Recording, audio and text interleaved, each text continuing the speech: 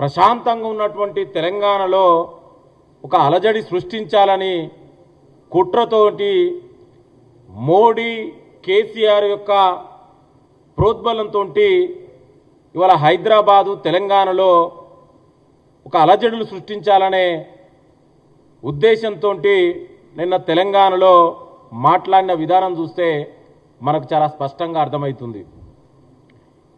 ఆనాడు కాంగ్రెస్ పార్టీ తల్లి సోనియా గాంధీ గారు మన్మోహన్ సింగ్ గారి నేతృత్వంలో డాక్టర్ బాబాసాహెబ్ అంబేద్కర్ రాసిన భారత రాజ్యాంగం ప్రకారం ఆర్టికల్ 3 ప్రకారం పార్లమెంటరీ ప్రక్రియ ద్వారా తెలంగాణ రాష్ట్రం ఏర్పడితే మరి ఇప్పటికి కూడా ఇవాళ బీజేపీ అదేవిధంగా పవన్ కళ్యాణ్ గారు ఎప్పుడు కూడా తెలంగాణని అవమానించే విధంగానే మాట్లాడుతున్నారు.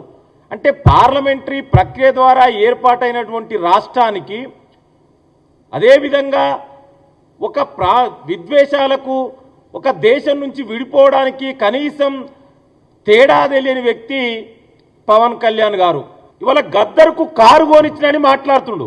తెలంగాణ ఉద్యమకారుడు ఇవాళ ప్రజాప్రభుత్వం ముఖ్యమంత్రి రేవంత్ రెడ్డి గారి ఆధ్వర్యంలో గద్దర్ని గౌరవించుకొని ఇవాళ గద్దర్ పేరు మీద ఒక అవార్డు ఇస్తున్నటువంటి ప్రభుత్వం మాది.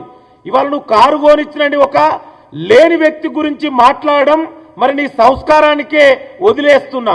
ఆ రోజు మీ ఇద్దరి మధ్యలో ఏం జరిగింది ఇవాళ దాని గురించి చెప్పడానికి గద్దరు మన మధ్యలో లేడు.